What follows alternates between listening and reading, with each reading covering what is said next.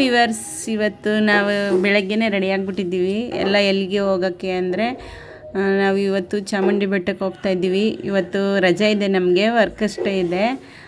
May 1 workers day, ಅದಕ್ಕೆ ನಮಗೆ ರಜಾ, ನಮ್ಮ ಹಸ್ಬೆಂಡ್ಗೂ ರಜಾ ಹಾಕ್ಸಿದ್ದೀನಿ. ಎಲ್ಲ ಸೇರಿ ಫ್ಯಾಮಿಲಿ ಟ್ರಿಪ್ ಮಾಡ್ತಾಯಿದ್ದೀವಿ.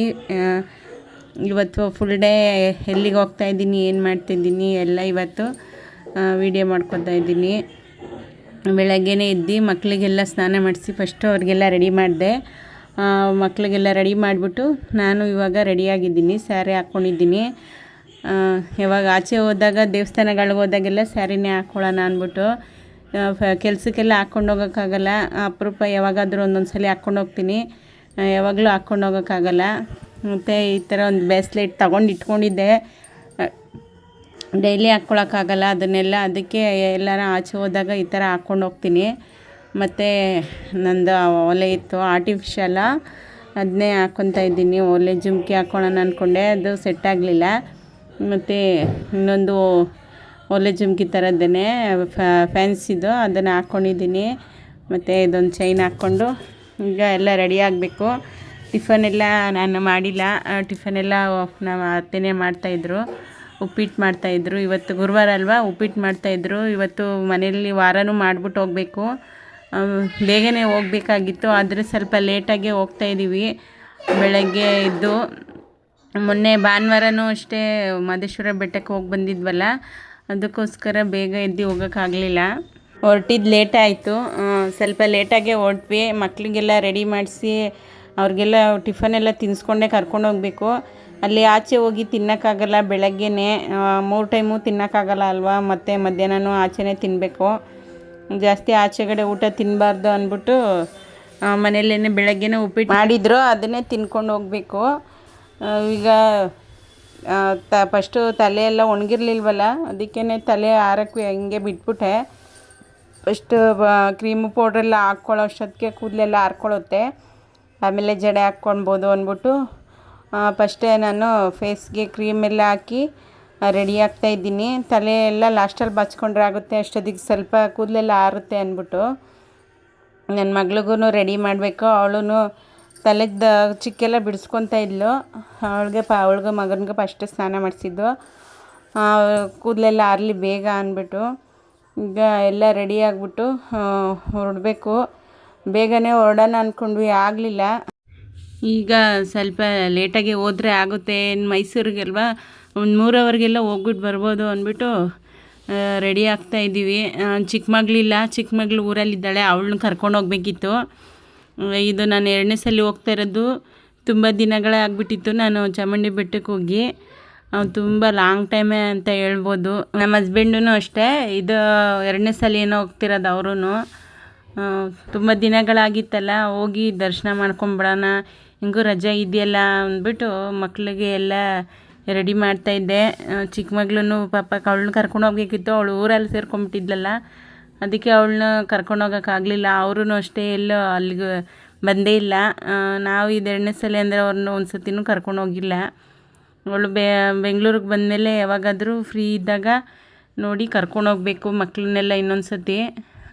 ಮೈಸೂರಿಗೆ ಝೂಗೆ ಮತ್ತು ಅಕ್ವಾವರ್ಡ್ ಅಂತ ಇದೆಲ್ಲ, ಅಲ್ಲಿಗೆಲ್ಲ ಹೋಗೋಣ ಅಂತ ಅಂದ್ಕೊಂಡಿದ್ದೀವಿ. ನೋಡೋಣ, ಟೈಮ್ ಆದರೆ ಎಲ್ಲ ಕಡೆ ಹೋಗ್ಬಿಟ್ಟು ಬರೋಣ ಅಂತ ಅಂದ್ಕೊಂಡಿದ್ದೀವಿ. ಬೇಗ ಎಲ್ಲ ಮುಗಿಸ್ಕೊಂಡು ಹೋಗಬೇಕು. ರಶ್ ಎಲ್ಲ ಇದೆಯಾ ಏನೋ ಅಂತ ಗೊತ್ತಿಲ್ಲ. ಇವತ್ತು ಗೌರ್ಮೆಂಟ್ ಲೀವ್ ಇರೋದ್ರಿಂದ ತುಂಬ ರಶ್ ಇದೆ ಅಂತ ಅಂದ್ಕೊಂಡಿದ್ದೀನಿ. ಮಹದೇಶ್ವರ ಬೆಟ್ಟದಲ್ಲೂ ಹಿಂಗೇ ತುಂಬ ರಶ್ ಜಾಸ್ತಿ ಇತ್ತು. ಅದು ಅಮಾವಾಸ್ಯೆ ದಿನ ಹೋಗಿದ್ವಲ್ಲ, ಅದಕ್ಕೆ ಫುಲ್ಲು ರಶ್ ಆಗಿತ್ತು. ಇವತ್ತು ಇಲ್ಲಿ ಯಾವ ಥರ ಇದೆ ಅಂತ ನೋಡಬೇಕು.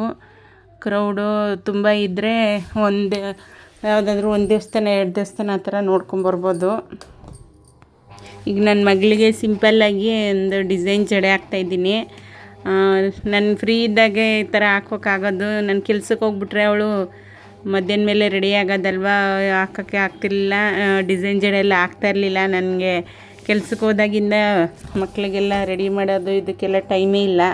ನಾನೇ ಬೆಳಗ್ಗೆ ಎದ್ದು ಬೇಗ ರೆಡಿಯಾಗಿ ಹೋಗೋದೇ ಆಗಿಬಿಡುತ್ತೆ. ಇನ್ನು ಮಕ್ಕಳಿಗೆ ರಜೆ ಇರೋದ್ರಿಂದ ಅವರು 9 ಗಂಟೆ 10 ಗಂಟೆಗೆ ಎದ್ದೇಳೋದು, ಲೇಟೇ. ಅದಕ್ಕೇ ನನಗೆ ಯಾವಾಗ ರಜೆ ಇರುತ್ತೆ, ಯಾವಾಗ ಫ್ರೀ ಇರ್ತೀನಿ ಅಂಥ ಟೈಮಲ್ಲೇ ಡಿಸೈನ್ ಜಡೆಗಳು ಹಾಕೋದಕ್ಕೆ ಟ್ರೈ ಮಾಡ್ತಾಯಿರ್ತೀನಿ. ತುಂಬ ಎಲ್ಲ ಏನು ಡಿಸೈನ್ ಜಡೆಗಳು ಬರಲ್ಲ, ಹೀಗೆ ಸ್ವಲ್ಪ ಯೂಟ್ಯೂಬಲ್ಲೇ ನೋಡಿ ನೋಡಿ ಕಲ್ತ್ಕೊಂಡಿರೋ ಥರ.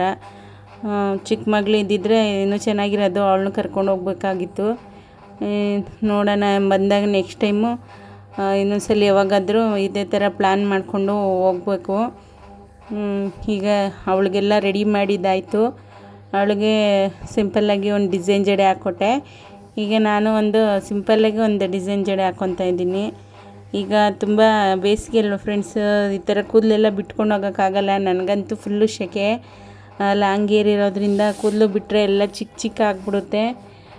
ಜಡೆ ಎಣ್ಕೊಂಡೆ ಹಾಕ್ಕೊಂಡು ಹೋಗ್ಬೇಕು. ಅದಕ್ಕೇ ಕೂದಲೆಲ್ಲ ಡ್ರೈ ಆಗಲಿ ಅಂದ್ಬಿಟ್ಟು ಹಂಗೆ ಬಿಟ್ಬಿಟ್ಟಿದ್ದೆ. ಫ್ಯಾನ ಸ್ವಲ್ಪ ಹಾಕ್ಬಿಟ್ಬಿಟ್ರೆ ಎಲ್ಲ ಡ್ರೈ ಆಗುತ್ತೆ. ಏರ್ ಡ್ರೈಯರಿಂದ ಎಲ್ಲ ಡ್ರೈ ಮಾಡ್ಕೊಳಕ್ಕೆ ಹೋಗಲ್ಲ ನಾನು. ಕೂದಲೆಲ್ಲ ಏರ್ ಡ್ರೈಯರಲ್ಲಿ ಕರೆಂಟ್ ಇದರಲ್ಲೆಲ್ಲ ಮಾಡಿಕೊಂಡ್ರೆ ಕಟ್ಟಾಗಿಬಿಡುತ್ತೆ ಹೀಟಿಗೆ ಅಂದ್ಬಿಟ್ಟು ನಾನು ಏರ್ ಡ್ರೈಯರೆಲ್ಲ ಏನು ಯೂಸ್ ಮಾಡಲ್ಲ. ನ್ಯಾಚುರಲ್ಲಾಗೇ ಕೂದಲನ್ನೆಲ್ಲ ಒಣಸ್ಕೊತೀನಿ ಬಿಸಿಲಿದ್ದಾಗ, ಬಿಸಿಲಲ್ಲಿ. ಇಲ್ಲಾಂದರೆ ಒಂದು ಸ್ವಲ್ಪ ಫ್ಯಾನ್ಗಳೇ ಹಾಕ್ಬಿಟ್ಬಿಟ್ರೆ ಆರ್ಕೊಳುತ್ತೆ. ನಾನೆಲ್ಲ ರೆಡಿಯಾಗಿದ್ದಾದಮೇಲೆ ನಮ್ಮ ಹಸ್ಬೆಂಡೂ ಅವರೆಲ್ಲ ಫ್ರೆಶ್ ಅಪ್ ಆಗಿ ಇವಾಗ ಗುರುವಾರ ಅಲ್ವಾ, ಪೂಜೆ ಮಾಡಿಕೊಂಡೆ ಹೋಗ್ಬಿಡೋಣ ಒಂದೇ ಸಲ, ವಾರ ಅಲ್ವಾ ಬಿಟ್ಟು ಹೋಗೋದು ಬೇಡ ಅಂದ್ಬಿಟ್ಟು ಫಸ್ಟು ಪೂಜೆ ಮಾಡ್ಕೊತಾ ಇದ್ದಾರೆ. ಟಿಫನೆಲ್ಲ ಆಮೇಲೆ ಮಾಡ್ಕೊಳ್ಳೋಣ ಅಂದ್ಬಿಟ್ಟು ಫಸ್ಟ್ ಪೂಜೆ ಮಾಡಿಬಿಟ್ಟು ವಾರ ಎಲ್ಲ ಮುಗಿಸ್ಕೊಬೇಕು. ಎಲ್ಲ ಪೂಜೆ ಮುಗಿಸ್ಕೊಂಡ್ಮೇಲೆ ನಾನು ಟಿಫನ್ ಮಾಡ್ಕೊತಾ ಇದ್ದೆ. ನನ್ನ ಮಗನೂ ಸ್ವಲ್ಪ ತಿಂದಿದ್ದ, ನಮ್ಮತ್ತೆ ತಿನ್ನಿಸ್ತಾಯಿದ್ರು. ಅರ್ಧಂಬರ್ಧ ತಿಂದ್ಬಿಟ್ಟು ಹಂಗೆ ಬಿಟ್ಟಿದ್ದ. ಇನ್ನು ಅಲ್ಲಿ ಆಚೆ ಹೋದಾಗ ಏನು ಅದು ಇದು ತಿನ್ನೋಕ್ಕಾಗಲ್ಲ ಅಂದ್ಬಿಟ್ಟು ನಾನು ತಿಂತಾನೆ ಅವನಿಗೆ ಇನ್ನೂ ಮಿಕ್ಕಿದ್ದನ್ನು ಅವ್ರ ಅಪ್ಪನ ಹತ್ರ ಮೊಬೈಲ್ ಹಾಕ್ಸ್ಕೊಂಡು ಕೂತಿದ್ನಲ್ಲ, ಹಂಗೆ ತಿನ್ನಿಸ್ಕೊಂಡು ನಾನು ತಿಂತಾಯಿದ್ದೆ. ನನ್ನ ದೊಡ್ಡ ಮಗಳೂ ತಿಂತಾಯಿದ್ಲು. ತಿಂದ್ಬಿಟ್ಟು ಅವಳೂ ರೆಡಿಯಾಗಿ ಕೂತ್ಕೊಂಡಿದ್ಲು. ನನ್ನ ಮಗ ನೋಡಿ ಟಿಫನೆಲ್ಲ ಮುಗಿಸ್ಕೊಂಡು ಆಟ ಆಡ್ಕೊಂಡು ಕೂತಿದ್ದ. ನಮ್ಮ ಅತ್ತೆ ಬರಲ್ಲ ಅಂದರು, ಅವ್ರನ್ನ ಕರ್ಕೊಂಡೋಗಿಲ್ಲ. ಈಗ ನಮ್ಮ ಹಸ್ಬೆಂಡೂ ಟಿಫನ್ ಮಾಡ್ಕೊತಾ ಇದ್ದಾರೆ. ಪೂಜೆ ಎಲ್ಲ ಮಾಡಿ ಮುಗಿಸಿದ್ರು. ಮಾಡಿ ಮುಗಿಸ್ಕೊಂಡು ಅವ್ರಿಗೂ ಟಿಫನ್ ಹಾಕ್ಕೊಟ್ಟೆ. ಮತ್ತು ನಾನು ಈಗ ಆಚೆ ಹೋಗ್ತೀನಲ್ಲ, ಸ್ವಲ್ಪ ಬ್ಯಾಗ್ಗಳು ಮತ್ತು ವಾಟ್ರ್ ಬಾಟ್ಲೆಲ್ಲ ರೆಡಿ ಮಾಡ್ಕೊಬೇಕು. ಮಕ್ಕಳಿಗೆ ನೀರು ಕೇಳ್ತಾ ಇರ್ತಾರೆ ಬಸ್ಸಲ್ಲಿ, ಅದಕ್ಕೇ ಎಲ್ಲ ರೆಡಿ ಮಾಡ್ಕೊಬೇಕು. ಒಂದು ಬ್ಯಾಗೆಲ್ಲ ಹಾಕಿ ಇಟ್ಕೊಬೇಕು. ಆಮೇಲೆ ನಾನು ನೇಮ್ ಪಾಲಿಶ್ ಎಲ್ಲ ಹಾಕ್ಕೊಂಡೇ ಇರಲಿಲ್ಲ, ಅದಕ್ಕೆ ರೆಡಿ ಆದಮೇಲೆ ನೆನಪಾಯಿತು. ಹಾಗೇ ಹಾಕ್ಕೊಂಬಿಡೋಣ ಅಂದ್ಬಿಟ್ಟು ತಗೊಂಡು ಹಾಕ್ಕೊತಾ ಇದ್ದೆ. ಅದ್ರ ಜೊತೆಗೆ ನನ್ನ ಮಗನೂ ಬಂದ್ಬಿಟ್ಟು ಕೂತ್ಕೊಂಡಿದ್ದ, ನನಗೂ ಹಾಕಮ್ಮ ಅಂತ ಹೇಳ್ತಾ ಇದ್ದ. ನಾವು ಯಾವ ಥರ ಮೇಕಪ್ ಮಾಡ್ಕೊತೀವೋ ಅವನಿಗೂ ಅದೇ ಥರ ಕೇಳ್ತಾ ಇರ್ತಾನೆ. ಅವನಿಗೆ ಅರ್ಥ ಮಾಡಿಸ್ಬೇಕು, ನೀನು ಹಾಕ್ಕೊಬಾರ್ದು ಇದೆಲ್ಲ ಅಂತಂದರೆ ಹ್ಞೂ ಅಂದ್ಬಿಟ್ಟು ಹಾಕ್ಸ್ಕೊಳ್ಳಿಲ್ಲ. ಬಂದು ಕೂತ್ಕೊಂಡಿದ್ದ ಅಷ್ಟೇ. ಕೇಳ್ದ, ನೀನು ಹಾಕ್ಕೊಬಾರ್ದು ಅಂದರೆ ಹಾಕ್ಕೊಳ್ಳಿಲ್ಲ. ಇನ್ನು ನಾನು ಹಾಕ್ಕೊಂಡಿದ್ದಾದಮೇಲೆ ನನ್ನ ಮಗಳಿಗೂ ಹಾಕಬೇಕು. ಅವಳು ಒಂದು ಇಟ್ಕೊಂಡಿದ್ದಾಳೆ, ಹಾಕ್ಕೊತಾ ಇರ್ತಾಳೆ ಅವಾಗವಾಗ. ನಾನೆಲ್ಲ ಡೈಲಿ ಎಲ್ಲ ಏನು ಹಾಕ್ಕೊಳಕ್ಕೆ ಹೋಗಲ್ಲ. ಎಲ್ಲಾದರೂ ಆಚೆ ಫಂಕ್ಷನ್ಗಳೇ ಹೋದಾಗ ಹಾಕ್ಕೊಳ್ಳೋದು.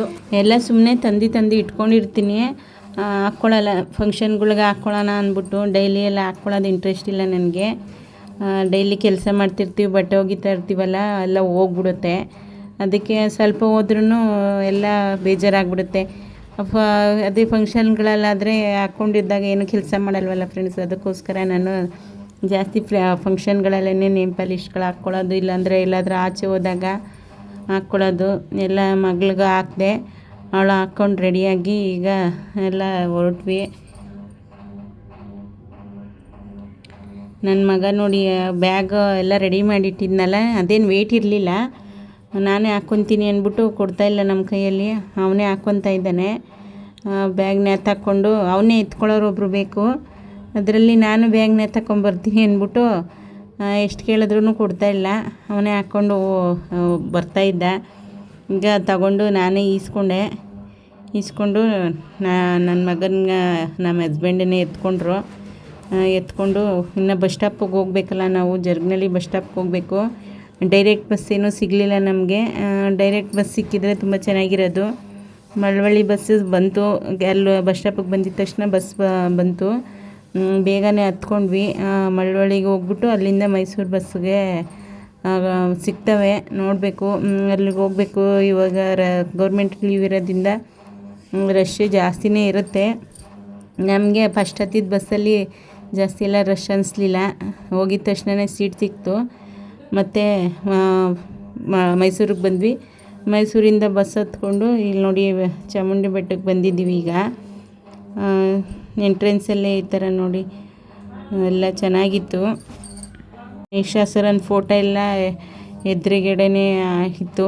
ನಾವು ತುಂಬ ವರ್ಷಗಳಾಗಿತ್ತಲ್ಲ, ಇದ್ರ ನೆನಪೇ ಇರಲಿಲ್ಲ ನಮಗೆ ಬಂದಿರೋದು.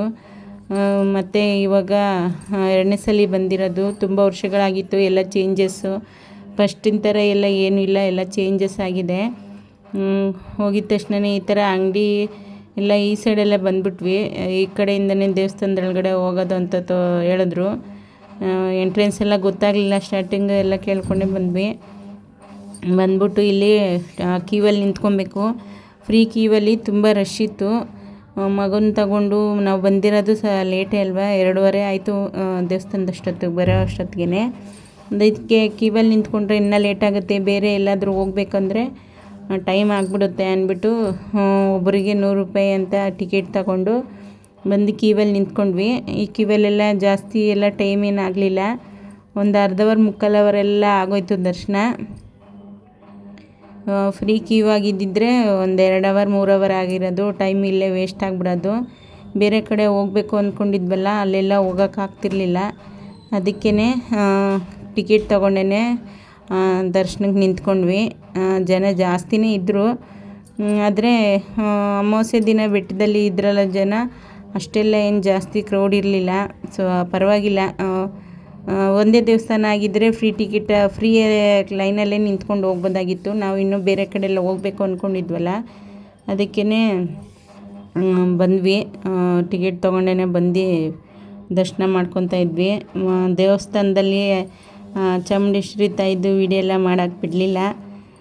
ಸರಿ ಅಂದ್ಬಿಟ್ಟು ಆಚೆನೇ ಬಂದ್ವಿ.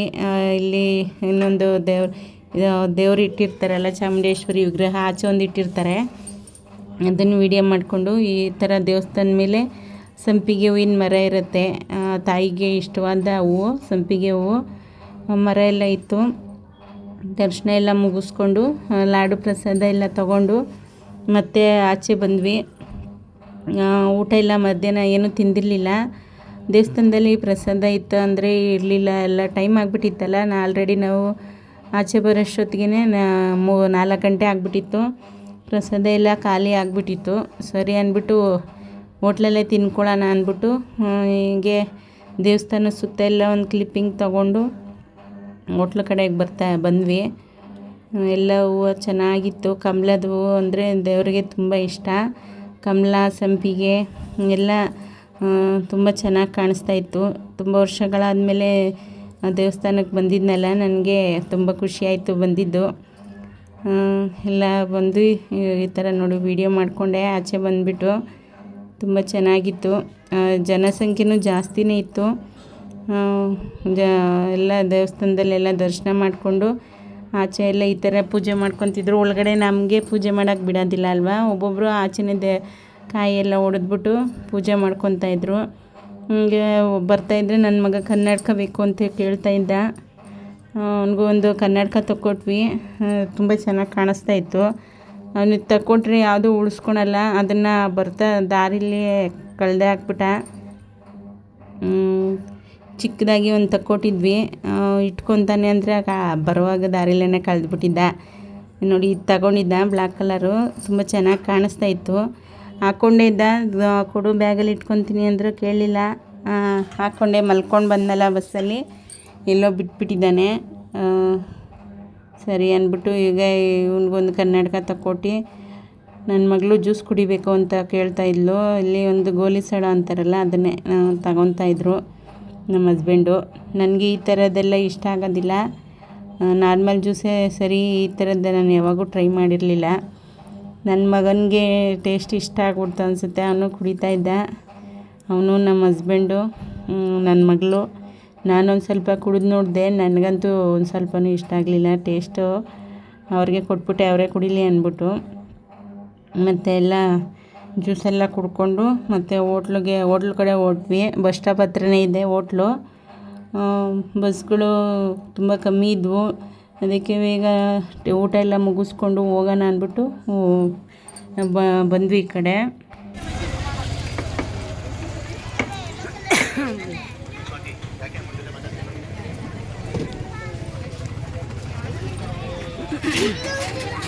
ಇದೇ ಹೋಟ್ಲಿಗೆ ಬಂದ್ವಿ. ದೇವಸ್ಥಾನ ಹತ್ರನೇ ಇರೋದು, ಸ್ವಲ್ಪ ದೂರದಲ್ಲಿ. ಊಟ ಎಲ್ಲ ಸ್ವಲ್ಪ ಲೇಟಾಗಿದ್ದರು, ಊಟ ಎಲ್ಲ ಖಾಲಿ ಆಗಿಬಿಟ್ಟಿರೋದು. ಸರಿ ಅಂದ್ಬಿಟ್ಟು ಬೇಗ ಬಂದ್ವಿ. ಇತ್ತು ಅನ್ನ ಸಾಂಬಾರು ಒಂದಿತ್ತು ಮತ್ತು ಪಲಾವ್ ಒಂದಿತ್ತು. ಅನ್ನ ಸಾಂಬಾರು ಏನೂ ತಗೊಳ್ಳಿಲ್ಲ, ಪಲಾವೇ ಬೇಕು ಅಂದರು. ಸರಿ ಪಲಾವೇ ತಗೊಳ್ಳಿ ಅಂದ್ಬಿಟ್ಟು ನನ್ನ ಮಗಳಿಗೆ ನನ್ನ ಮಗನಿಗೆ ಎಲ್ಲ ತಕ್ಕೊಟ್ಟು ಅವರು ಸ್ವಲ್ಪ ಸ್ವಲ್ಪ ತಿಂದರು. ಪ್ರಸಾದ ತಗೊಂಡಿದ್ವಲ್ಲ, ಲಾಡು ಪ್ರಸಾದ, ಅದೊಂದು ಸ್ವಲ್ಪ ತಿಂದಿದ್ವಿ. ಹೊಟ್ಟೆ ಎಷ್ಟ್ಬಿಟ್ಟಿತ್ತಲ್ಲ ಆಚೆ ಬರೋಷ್ಟೊತ್ತಿಗೆ, ಅದಕ್ಕೇ ಲಾಡು ಪ್ರಸಾದ ಸ್ವಲ್ಪ ತಿಂದ್ಬಿಟ್ಟು ಸ್ವಲ್ಪ ಪಲಾವ್ ಎಲ್ಲ ತಿಂದ್ವಿ. ಕಾಫಿ ಎಲ್ಲ ಏನೂ ಕುಡಿಲಿಲ್ಲ. ಎಲ್ಲ ತಿಂದ್ಬಿಟ್ಟು ನನ್ನ ಮಗ ಐಸ್ ಕ್ರೀಮ್ ಕೇಳ್ತಿದ್ದ. ಅವನಿಗೂ ನನ್ನ ಮಗಳಿಗೂ ಒಂದೊಂದು ಐಸ್ ಕ್ರೀಮ್ ತಕ್ಕೊಟ್ಕೊಂಡು ಬಂದ್ವಿ. ಈಗ ಬಸ್ ಸ್ಟಾಪ್ ಹತ್ರ ಹೋಗಿ ನೋಡಬೇಕು, ಬಸ್ಗೋಸ್ಕರ ತುಂಬ ಜನ ಎಲ್ಲ ಕಾಯ್ಕೊಂಡು ನಿಂತಿದ್ರು. ಈ ಹೋಟ್ಲಿಂದ ಸ್ವಲ್ಪ ಮುಂದೆನೇ ಬಸ್ ಸ್ಟಾಪ್ ಇರೋದು. ಇಲ್ಲಿ ನೋಡಿ, ಅಂಗಡಿ ಹತ್ರ ಎಲ್ಲ ಥರ ಡ್ರೆಸ್ಸು ಮತ್ತು ಪಿಂಗಾಣಿ ಐಟಮು ಎಲ್ಲ ತುಂಬ ಚೆನ್ನಾಗಿತ್ತು. ಇಲ್ಲಿಗೆಲ್ಲ ಎಲ್ಲೂ ಹೋಗೋಕ್ಕೆ ಆಗಲಿಲ್ಲ. ಇನ್ನು ಬೇರೆ ಪ್ಲೇಸ್ಗೆ ಹೋಗೋದು ಅಂತ ಇತ್ತಲ್ಲ, ಇಲ್ಲೆಲ್ಲ ನೋಡ್ಕೊಂಡು ಕೂತ್ಕೊಂಡ್ರೆ ಲೇಟ್ ಆಗಿಬಿಡುತ್ತೆ ಅಂದ್ಬಿಟ್ಟು ಮತ್ತೆ ರಿಟರ್ನ್ ನಾವು ಬೆಂಗಳೂರಿಗೆ ಬರಬೇಕು. ಲೇಟ್ ಆಗಿಬಿಟ್ರೆ ಬಸ್ಗಳು ಸಿಗೋದಿಲ್ಲ ಅಂದ್ಬಿಟ್ಟು ಬೇಗನೆ ಹೊರಟು ಬಂದ್ವಿ. ಬಸ್ಸೆಲ್ಲ ಕಮ್ಮಿನೇ ಇತ್ತು. ಒಂದು 2 ಬಸ್ಸು 3 ಬಸ್ಸು ಜನ ಮಾತ್ರ ಜಾಸ್ತಿ ಇದ್ದರು, ಎಲ್ಲ ತುಂಬ್ಕೊಂಬಿಡ್ತಾಯಿದ್ರು. ಅದಕ್ಕೇ ಖಾಲಿ ಬಸ್ ಬಂದಾಗಲೇ ಹೋಗೋಣ ಅಂದ್ಬಿಟ್ಟು ವೆಯ್ಟ್ ಮಾಡ್ಕೊಂಡಿದ್ವಿ. ಮಕ್ಕಳನ್ನೆಲ್ಲ ಎತ್ಕೊಂಡು ರಶಲ್ಲಿ ಹೋಗೋಕ್ಕಾಗೋದಿಲ್ಲ ಅಂದ್ಬಿಟ್ಟು. ಹಾಗೆ ಇಲ್ಲಿ ಮಹಿಷಾಸುರ ಸ್ಟ್ಯಾಚು ಇದೆಲ್ಲ ಎಲ್ಲ ಬಂದ್ವಿ. 2 ಫೋಟೋ ತೊಗೊಂಡು ವಿಡಿಯೋ ಎಲ್ಲ ಮಾಡಿಕೊಂಡು ಮತ್ತು ಬಂದ್ವಿ. ಮುಂದೆಗಡೆ ಇಲ್ಲೆಲ್ಲ ಗೊಂಬೆಗಳೆಲ್ಲ ಇತ್ತು. ನನ್ನ ಮಗ ಕೇಳ್ತಿದ್ದ ಗೊಂಬೆ ಬೇಕು ಅಂದ್ಕೊಂಡು. ಕನ್ನಡಕ ತಗೊಂಡಿದ್ವಲ್ಲ, ಗೊಂಬೆ ಎಲ್ಲ ಏನೂ ತಗೊಳ್ಳಿಲ್ಲ. ಆಲ್ರೆಡಿ ಮೊನ್ನೆ ಮಹದೇಶ್ವರ ಬೆಟ್ಟಕ್ಕೆ ಹೋಗಿದ್ದಾಗ ತಗೊಟ್ಟಿದ್ವಲ್ಲ, ಅದಕ್ಕೇ ನಾನೊಂದು ಬ್ಯಾಗ್ ತೊಗೊಂಡೆ ಅಷ್ಟೇ, ಬೇರೆ ಎಲ್ಲ ಏನೂ ತಗೊಳ್ಳಿಲ್ಲ. ಬ್ಯಾಗ್ ಒಂದು ತಗೊಂಡು ಬಸ್ ಬಂತು, ಖಾಲಿ ಬಸ್ಸು ಸಿಕ್ತು ನಮಗೆ. ಹೊರಟು ಬಂದ್ವಿ. ಈಗ ಇಲ್ಲಿ ಅಕ್ವಾವರ್ಡ್ ಅಂತ ಇದೆ, ಅಲ್ಲಿ ಹೋಗೋಣ ಅಂತ ಪ್ಲ್ಯಾನ್ ಮಾಡ್ಕೊಂಡಿದ್ದೀವಿ. ಹೋಗೋ ಅಷ್ಟೊತ್ತಿಗೆ ಝೂ ಎಲ್ಲ ಕ್ಲೋಸ್ ಆಗಿಬಿಟ್ಟಿರುತ್ತೆ ಅಂತ ಹೇಳ್ತಿದ್ರು. 5:30ಗೆ ಝೂ ಎಲ್ಲ ಕ್ಲೋಸು.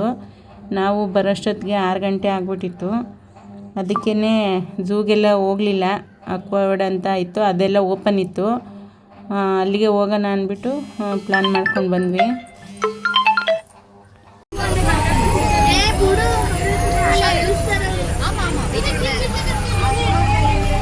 ಮೇಲಿಂದ ನೋಡೋಕ್ಕೆ ವ್ಯೂ ತುಂಬ ಚೆನ್ನಾಗಿ ಕಾಣಿಸ್ತಿತ್ತು. ಹಂಗೆ ಬಸ್ಸಲ್ಲಿ ಬರ್ತಾ ವಿಡಿಯೋ ಮಾಡ್ಕೊಂಡು ಬಂದೆ. ನೋಡಿ, ಇದೇ ಅಕ್ವಾವರ್ಡು. ಇಲ್ಲಿಗೆ ಬಂದ್ವಿ. ಇದನ್ನು ವಿಡಿಯೋ ನೆಕ್ಸ್ಟ್ ವ್ಲಾಗಿಗೆ ಹಾಕ್ತಿದ್ದೀನಿ. ತುಂಬ ಲಾಂಗ್ ಆಗಿಬಿಡುತ್ತೆ ಅಂದ್ಬಿಟ್ಟು ವಿಡಿಯೋನ ಇಲ್ಲಿಗೆ ಎಂಡ್ ಮಾಡ್ತಾಯಿದ್ದೀನಿ.